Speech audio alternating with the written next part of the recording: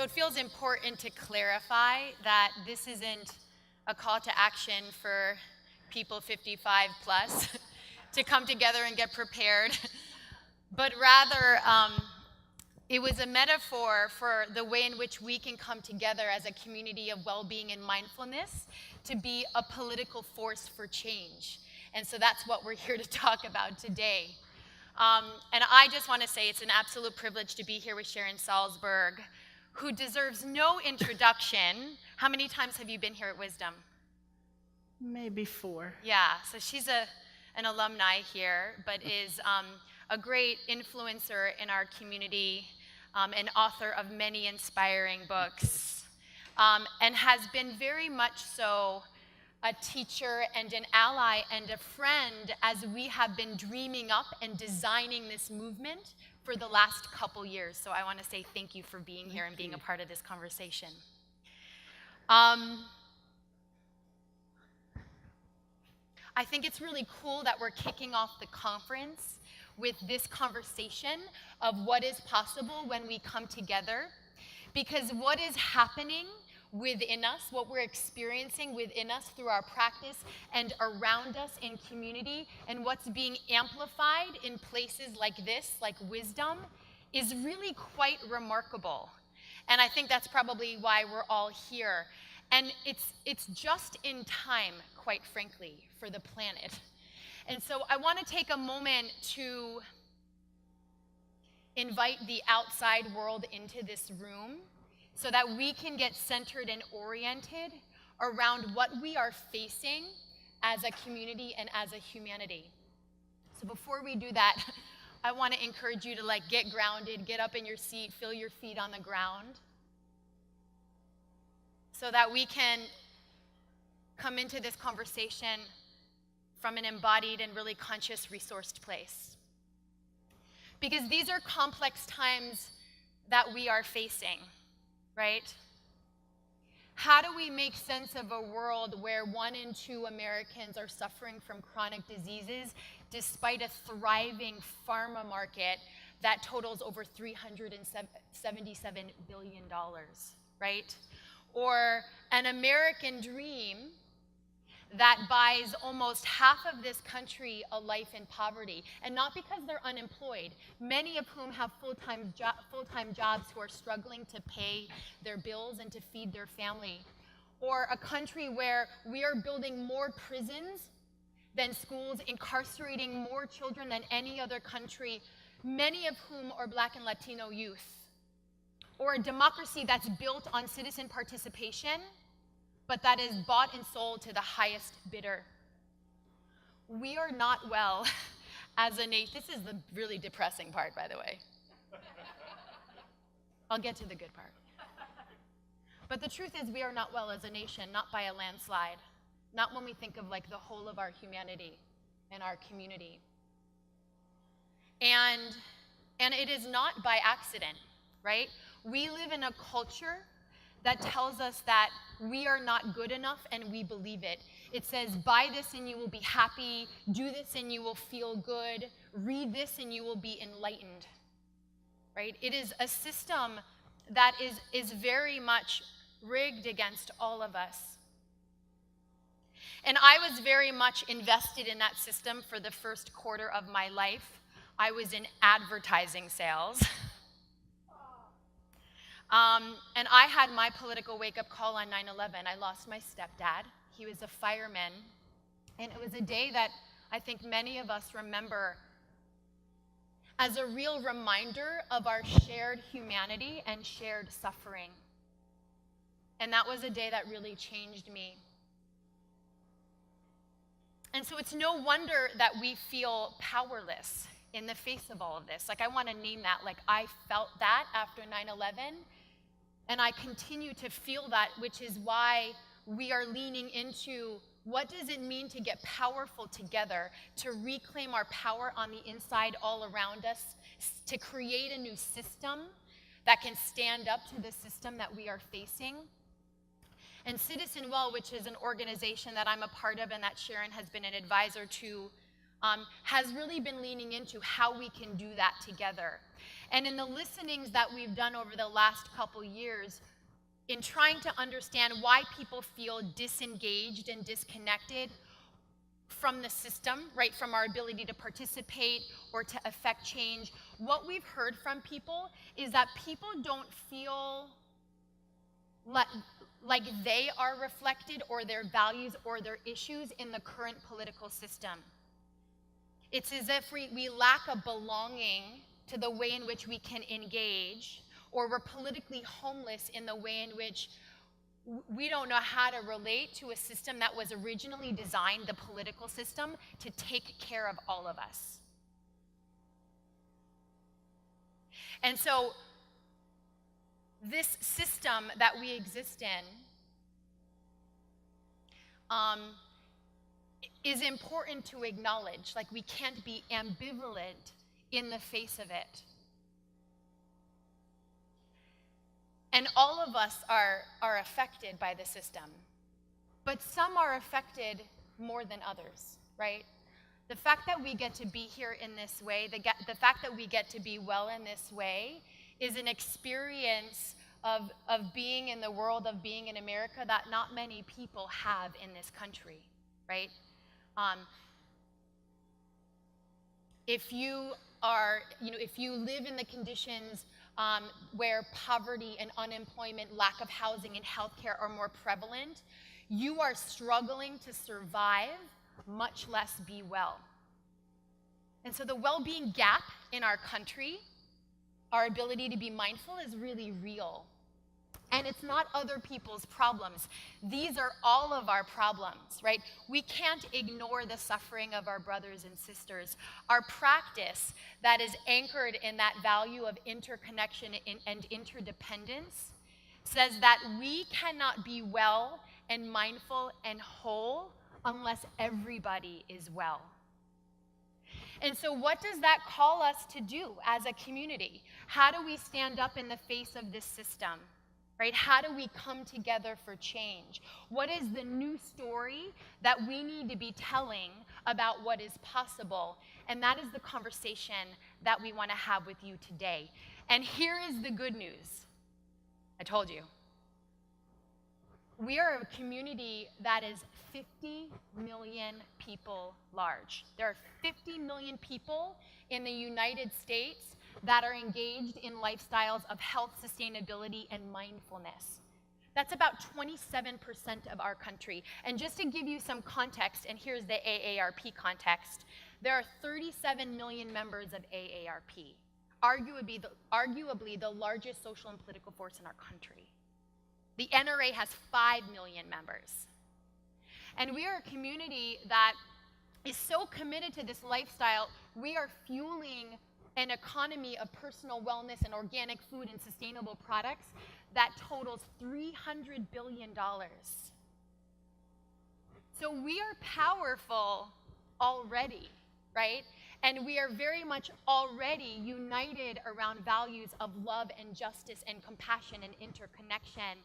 And I would argue we are very much ripe and ready to organize ourselves around one new shared story of who we are and who we can become if we are to step in courageously and vote our values and lean into the suffering and the possibility that is all around us.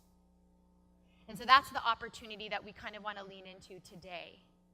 And it's time, quite frankly. Right? All right, Kerri. Hi. We're supposed to be setting up a microphone so we can hear more easily from all of you, but since I can't see all together, I don't also see it. So we'll wait a few minutes for that. So how many of you actually already have a mindfulness practice or some kind of meditation practice? And how many people are new to that world? Okay, thank you.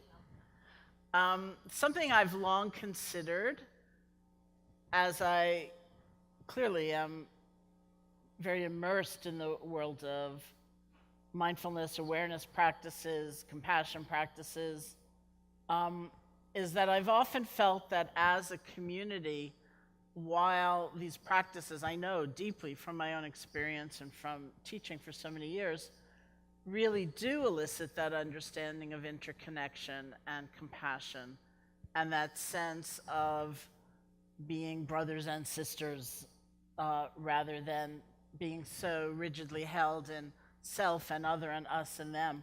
I've long, long seen that and believe it completely. I've also felt that for many there's a kind of missing piece in terms of being able to see the world in a certain way. And I think that's part of why we end up, all of us, whether we're in a more privileged or not so privileged position, that's why we end up feeling powerless. And that's something about just understanding and being able to look at something and really be tuning into the possibility of systemic change, of really widespread change and alteration of a system. So, for example, I've heard from many people that because of their mindfulness practice, because of their loving kindness practice, if they're asked for $1 on the street from somebody who's like a street person, many people have said to me, it's been my habit to give $1 anyway, but this is the first time I have looked that person in the eye and recognized that that's a human being. The corollary of which is everybody counts, everybody matters, and that could be me, actually. But very few people take another step, which is thinking about, what is the housing policy of my city? You know, what are the regulations that are maybe helping promote this problem? So good-heartedness clearly comes from one's practice. And I've often thought maybe there's another kind of education or some other understanding we might use. So I was thrilled when Kerri began this organization, Citizen Well, because I thought, oh, here it is, you know? From that basis of good-heartedness, we can begin looking at things in a really broad way and not just the immediate, there it is, the microphone, thank you. There's a pretty famous study that happened at Northeastern University by Professor David DeSteno, who was trying to see if there was a link between awareness, mindfulness practice, and the act of compassion. And the study in brief was something like he had people do an 8-week mindfulness program. And then he told them the follow-up was going to happen in the lab, but it was really happening in the waiting room for the lab. I don't know how many of you saw this. It was, you know, there were very few chairs in the waiting room, and there was either the meditator or a non-meditator as the control group, and all the other chairs were taken up by actors. And then someone who was also an actor came into the room on crutches, looking very much like they were in pain. And the question was, who got up and offered their chair? And who did not? And because the actors who were sitting on the chairs were all on their phones, there was also an element of who will be the first to sort of break through the social norm of ignoring the person on the crutches and actually offer their chair. So some vast amount more meditators, vast amount, offered their chairs than the people who were non-meditators as the control group. And it was held up, and I think accurately, as a study showing that the more mindfulness we have, the more compassion in action we will have. But then I had another question, similar to what I was just saying, is did anybody ask why there were so few chairs in that room? And where the lab was spending its resources? And is there another way to do things so that people in pain don't have to walk in here and, you know, depend on the kind-heartedness of an individual to offer their chair? So that's what I really think is the next step. Thank you. So we want to hear for a moment from you guys, because this is very much a movement that is coming from the inside out, right? That is emerging from our practice and our awakening. And I love what Sharon just said about the way in which we're stretching that practice beyond what we know to be charity to really ask hard questions about the way things are and how they can be different for everybody on like a big systemic level. And so we want to hear from you guys for a moment so that we can just start to like bring more texture to this conversation. And it's not, we were talking before we came out here around the paradigm of this stage and how we're higher and we're up here and there are lights on us and we feel really disconnected. And I asked Sharon permission to get us all on the floor so that we could sit together.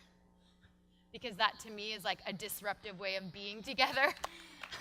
But anyway, we didn't have that time to kind of reorganize. So I want to name that as like even the way in which we're taking shape as a group right now feels really old paradigm. So we want to like bring you guys into the conversation a bit because you are the movement. And we want to hear from you, what is the relationship between our practice and this work of big systemic change? What does our practice call us to do? And what are the ways in which we can come together? So anyone, and there's like one big, scary, intimidating mic right in the center under the bright lights, but this is your moment. Yeah, and if anybody doesn't feel comfortable or is not able to get to the mic, we'll somehow pass it around. Hi. Hi, Ruth. Hi, ladies. Okay, this is a really important conversation, I think. I'll speak for myself. Kerri and I know a little bit about each other, and I'm very involved in my community of Bend, Oregon. I've served in elected leadership, and I'm involved on a lot of civic communities. We're really working with this energy of growth that our community is experiencing, and how can we harness this as a catalyst for positive change when you consider affordable housing and income equity and big issues like that give everybody a chance to just live an honest life and raise their kids.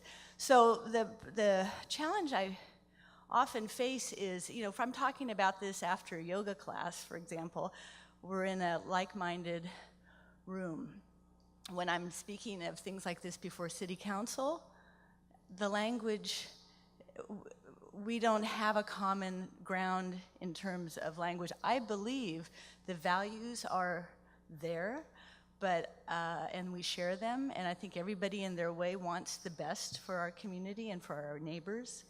But there's this huge gap in terms of how we make that connection with each other. And I would add to this, I'd love to just hear your guys' thoughts on it. The burden of bureaucracy, if you will, is very cumbersome, and it takes so much time to build consensus, right, to really move a policy or initiative into the real world. So talk to me a little bit about or all of us, about your experiences where you're seeing successes and how you guys might approach that language gap. Thank you. Thanks, Ruth. I'll tackle it first and then I'll turn it over to you. Yeah, I come through the well-being world, and so I understand that there's a way in which sometimes our practice can be really insular and safe, and it keeps us taken care of, and sometimes it allows us to have a friend who says that she realized that her meditation practice became just another form of dissociation from what was going on in the world, right? So there's a gap there, I think, not for everybody, but for a lot of people who are drawn to the practice that might feel like a bit of escape, and they don't see the relationship between the practice that is on their mat or on their cushion and the way in which they can translate that practice into participation and action in the world. And I do think there isn't a shared language yet or a shared way of working, and that it's our job to actually bridge that work. And I'll give you an example. The very first issue that we worked on for Citizen Well in New York State was that of minimum wage, and which was the most unlikely and non-endemic issue for this community. And one of our advisors, Michael King, said, this is an issue that really needs the support of this community, of all communities, because so many people are suffering economically, which means they're suffering in all ways, and it's systemic. because of the way in which the minimum wage is held. And so how can we show up for that community? And I was like, you want us to do what? You want us to like organize a community of people who are well to fight for minimum wage for fast food workers? I was like, that's going to be the hardest thing. And we would show up at SEIU, at the union, every week to see how we can add value and how we can contribute. And as much as we didn't know the language of change and policy and civil disobedience, they didn't know the language of compassion and love in the way that we understood it too. And I guess the thing that I'm naming is, we showed up week after week. We did 3 different actions where we marched with low-wage workers, like side by side in solidarity, and we did it authentically. We did sit-ins, we blocked traffic, we held space for what was being done and for the thing that we were all fighting for. And after a while, that language gap actually shrunk. And now they call us and they're like, we're doing an action, can you bring your people to show up? And we do. And so the thing I think I'm naming is that I think that exists, and I think it actually behooves us to lean in to the places that are uncomfortable and to the ways in which it might feel awkward and clunky at first as we bridge this community of well-being and mindfulness with the work of social change and systemic change and policy work, and know that it might not feel natural and organic at first, but there is very much a relationship between the two, and we don't just have an opportunity to show up, I would say we have a responsibility to show up. And so I really applaud, I know your work at Bend 2030, and I really applaud the ways in which you're trying to be a bridge of that work, and you're leaning into all of the like minefields and holes and gaps to try and bridge and bring people together and illuminate the relationship between all of this work, because we all need to be a part of it, and it impacts all of us.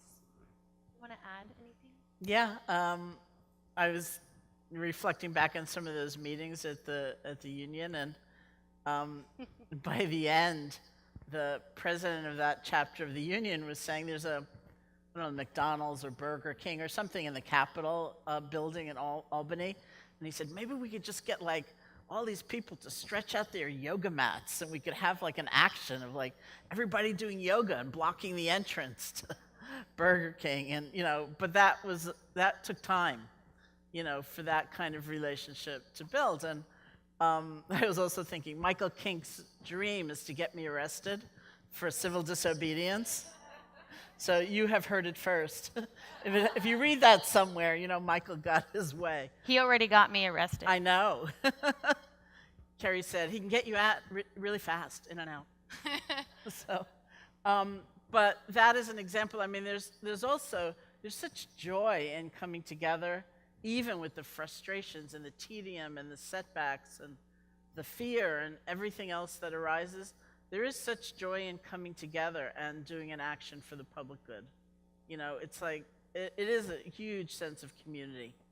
And it was amazing in those particular meetings, I think, to see the expansion of that sense of community, because I was waiting for Kerri to say it was fast food workers, and in the beginning, a lot of people who were yoga practitioners or mindfulness practitioners would say, I never eat fast food, or I think they should all close.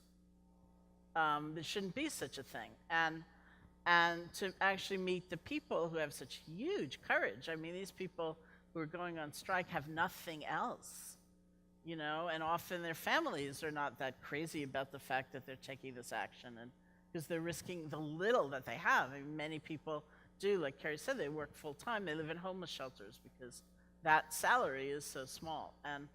And yet they were kind of standing up, and it was all about innate dignity of a being and being worth something. And so, which is, what we stand for ultimately. And so to sort of see it in action in people who are that brave was a tremendous thing. And I think it was a fantastic thing for every element of that community coming together.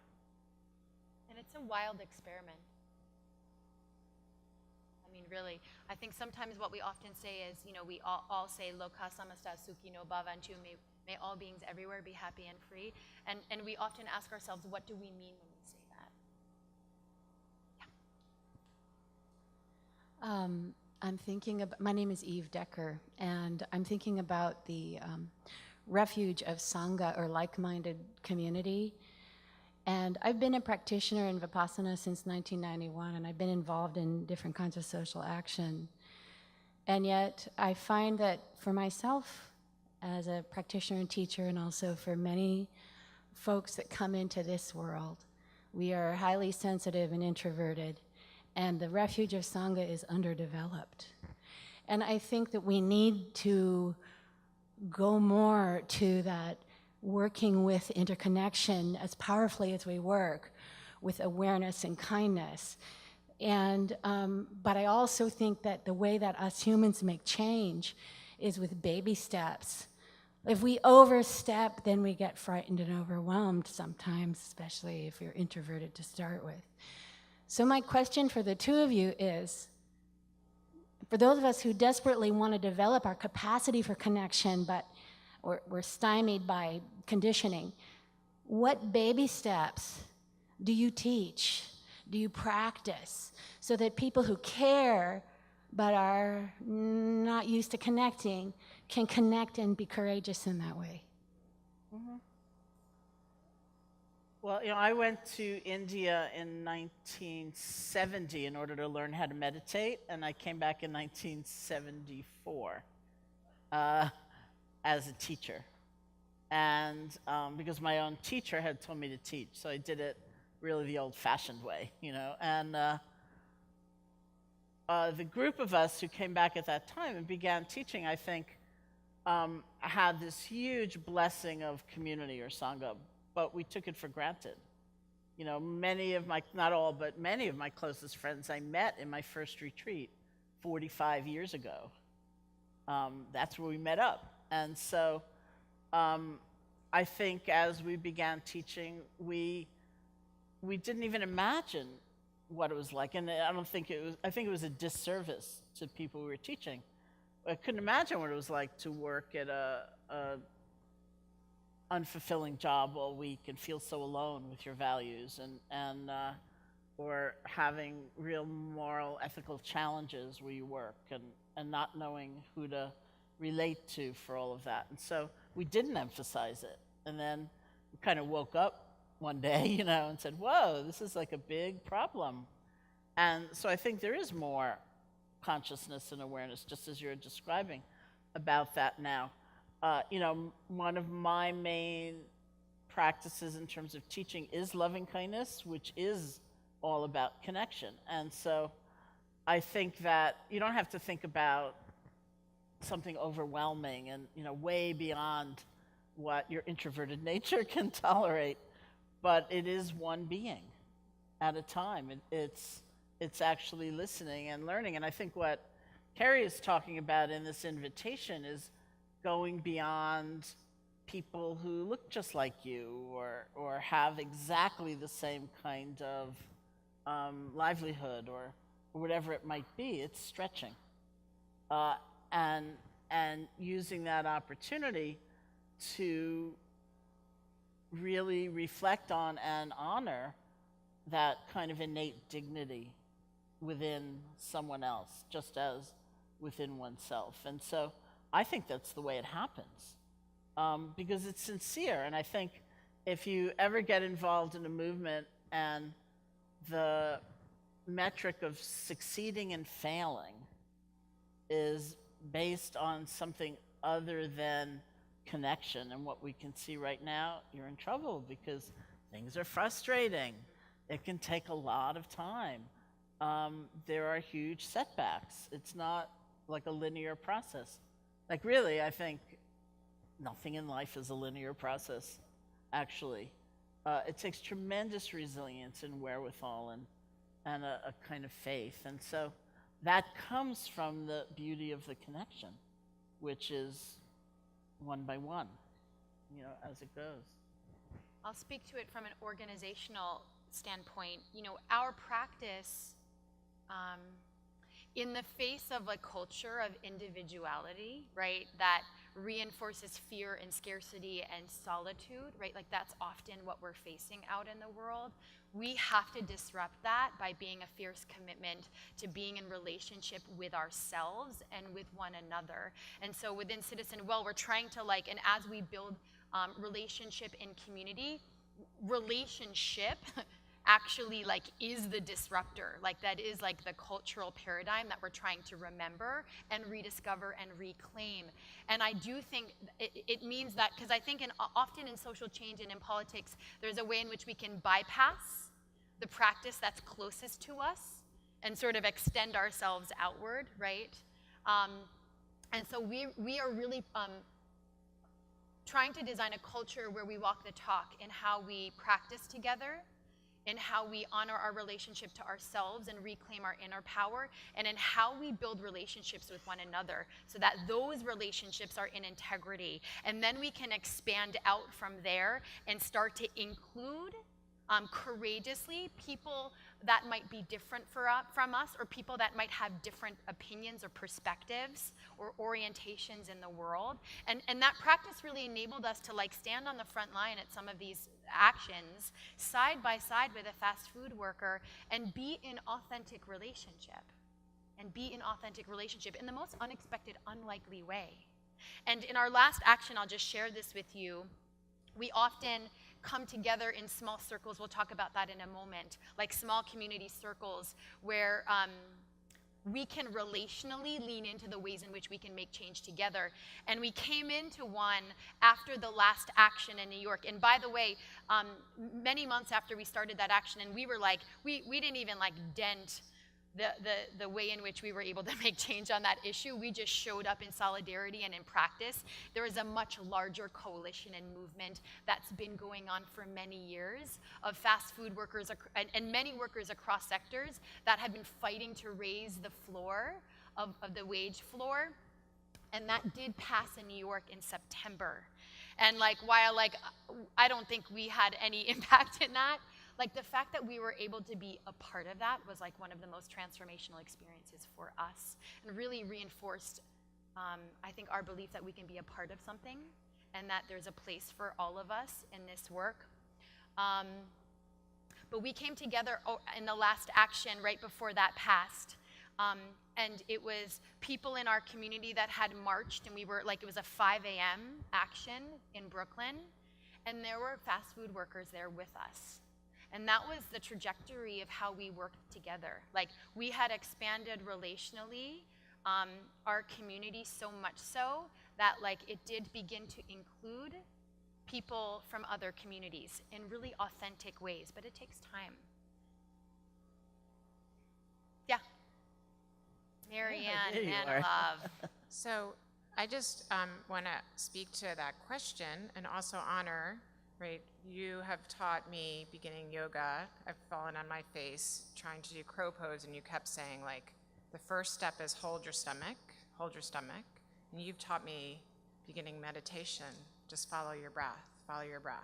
I think what's so beautiful about this movement that you're building is that those first 3 steps are really there. I had the honor of hosting a dinner at my house for Citizen Well like 6 months ago. 6 months? Whatever. Mm-hmm. And a lot of people came together who were interested in food issues, and I was really comfortable to just have a group of people over, put it on Facebook. About 12 people showed up with all the food, and then we were like, well, what do we want to do together? Maybe we want to do something else together. And so Citizen Well really provided me with that tool to think about in a group, what do I want to do with a team of people? And a couple of those folks we're going to be meeting here and thinking about that. But more importantly, I also think when I saw the actions in New York, here you had this group of meditators sitting in front of like, you know, people yelling, and it gave, as there are more circles of people in this room who are both political yogis and meditators, I could see, even if I didn't have a lot of political experience, or as I shared, this woman who's an introvert, I'm an introvert, I could just show up, like I could show up to a yoga class or a meditation and sit.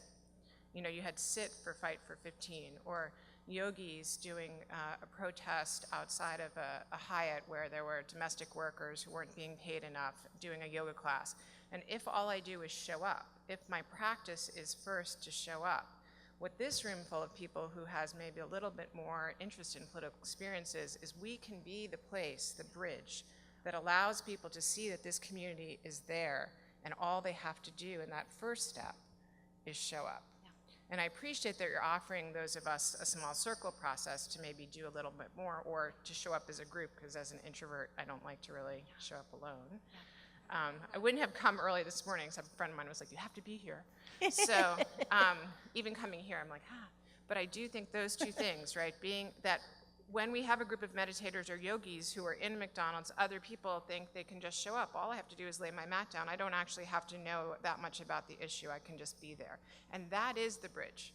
I think you're building the bridge, and we in this room, as we become parts of your circles and around the country, we can be that bridge. Yeah, thank you for that. And the humility of Marianne, because she taught me everything I know about small circles. We have 8 minutes. Okay. Do you want to do small circles? I'll wrap up this point, and then let's bridge into that. And I'd love for you to open us up into practice. So I'll just speak to that really quickly. One of our values at Citizen Well is sufficiency. And it's the idea that, like, we are enough, we have enough, and there's enough to go around. And I think that, like, illustrates exactly what you're saying.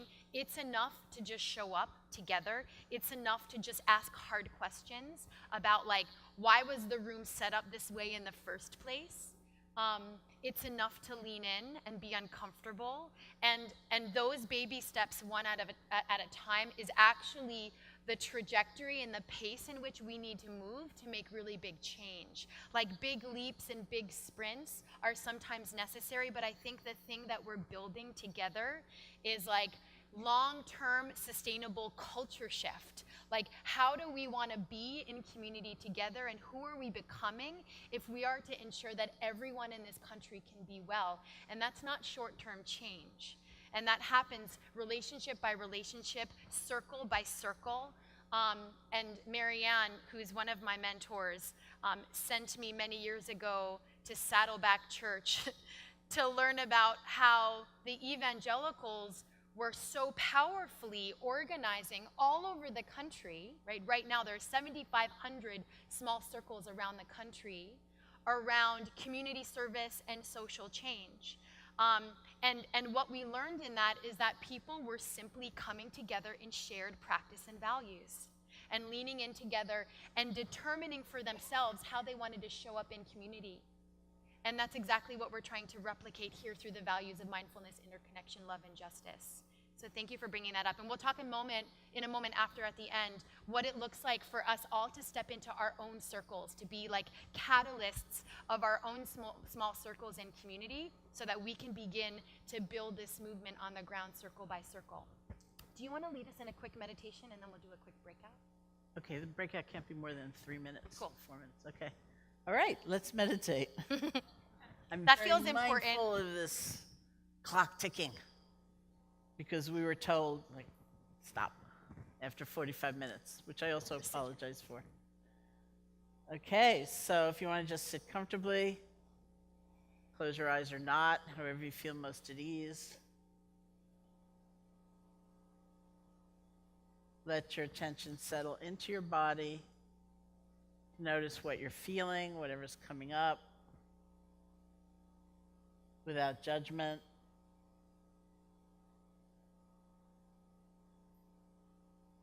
See if you can settle your attention on the feeling, the actual sensations of your breath. Just the normal, natural breath, wherever it's strongest for you. Nostrils, chest, or abdomen.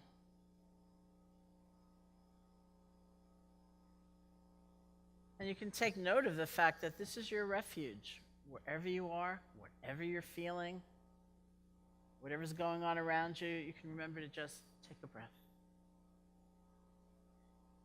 and settle.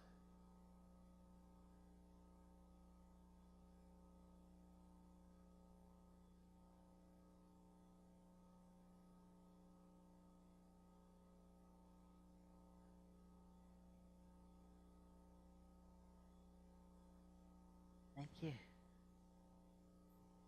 So let's build on that inner power. As Marianne said, let's stay centered in our bodies. And let's have a quick experience of collective power, okay? But we're gonna disrupt ourselves for a moment in the spirit of changing the shape of where we are already. So everybody stand up. You can leave your stuff where you are. Everybody stand up. So notice how that feels different. And I want you to, for like 20 seconds, walk around the room until I say. On your mark, get set, go. So move around the room and let yourself become disoriented. It might be awkward. You're gonna make eye contact with people. Don't run out of the room screaming. And then in the next 10 seconds, find yourself in a group of 5. Find yourself in a group of 5 and just stay standing. Just locate a group of 5 and just self-organize. There's lots of learning in the way in which we self-organize as well. So we're gonna have a really quick experience or experiment in small circle. You're all in small circles now.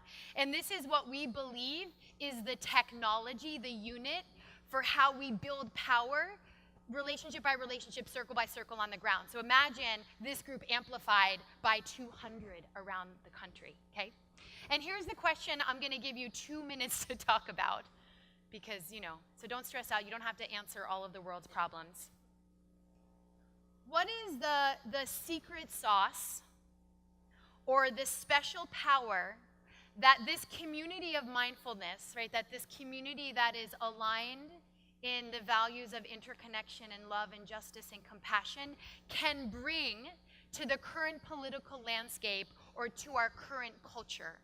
So what do we bring if we step in, lean in, and be courageous in how we engage with one another and with this moment in the world?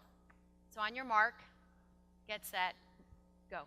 And I'll let you know when time is up. All right, so start to complete your conversations and just start to stand together.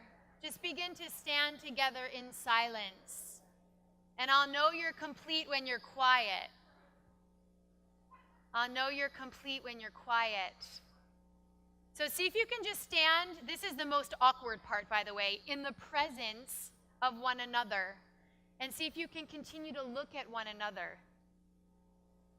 So we just did that for 1 minute and 30 seconds. And just acknowledge what emerged in relationship with one another around this very important question of what is possible.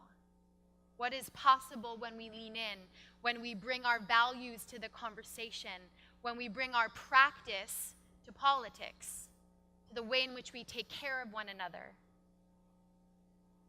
Let's take a moment to just allow that to land in between you and amongst you.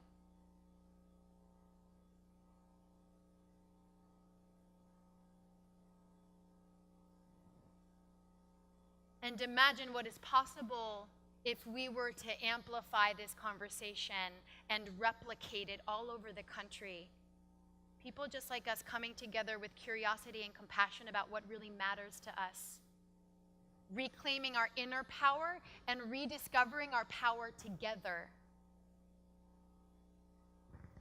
So take one more moment with your small circle in gratitude for all of the ways we are all showing up. And know that it is enough.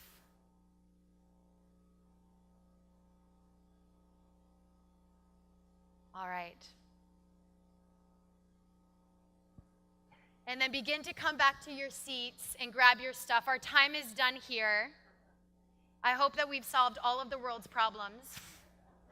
I expect a report back. You can email me. So I just want to thank Sharon Salzberg for her time, and I want to thank all of you for coming. If you want to start a small circle in your community and come together in this way, go to citizenwell.org and you can find more information, or just come find me. Thank you, guys.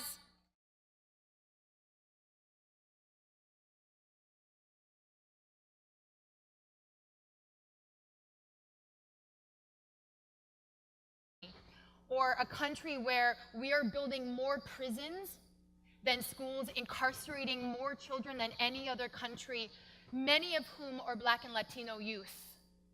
or a democracy that's built on citizen participation, but that is bought and sold to the highest bidder. We are not well as a nation. This is the really depressing part, by the way.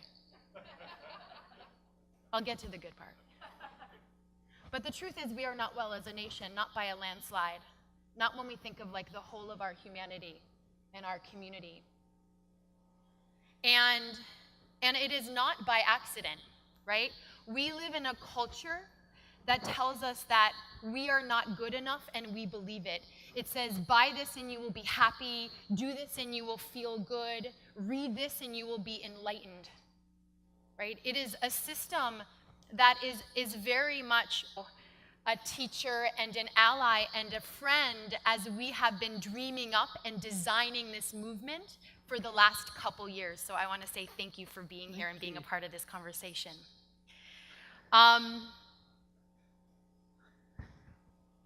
I think it's really cool that we're kicking off the conference with this conversation of what is possible when we come together, because what is happening within us, what we're experiencing within us through our practice and around us in community, and what's being amplified in places like this, like wisdom, is really quite remarkable. And I think that's probably why we're all here. And it's just in time, quite frankly, for the planet. And so I want to take a moment to invite the outside world into this room so that we can get centered and oriented, rigged against all of us. And I was very much invested in that system for the first quarter of my life. I was in advertising sales. And I had my political wake-up call on 9/11. I lost my stepdad. He was a fireman. And it was a day that I think many of us remember as a real reminder of our shared humanity and shared suffering. And that was a day that really changed me. And so it's no wonder that we feel powerless in the face of all of this. Like, I want to name that. Like, I felt that after 9/11, and I continue to feel that, which is why we are leaning into what does it mean to get powerful together, to reclaim our power on the inside all around us, to create a new system that can stand.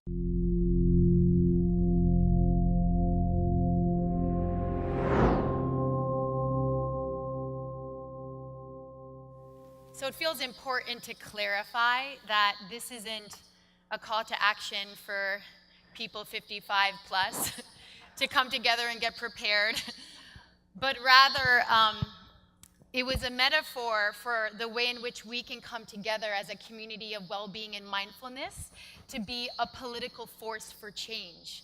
And so that's what we're here to talk about today. And I just want to say it's an absolute privilege to be here with Sharon Salzberg, who deserves no introduction. How many times have you been here at Wisdom? Maybe 4. Yeah, so she's an alumni here, but is a great influencer in our community, and author of many inspiring books, and has been very much so around what we are facing as a community and as a humanity. So before we do that, I want to encourage you to get grounded, get up in your seat, feel your feet on the ground, so that we can come into this conversation from an embodied and really conscious, resourced place. Because these are complex times that we are facing, right? How do we make sense of a world where 1 in 2 Americans are suffering from chronic diseases despite a thriving pharma market that totals over $377 billion, right? Or an American dream that buys almost half of this country a life in poverty, and not because they're unemployed, many of whom have full-time jobs who are struggling to pay their bills and to feed their family.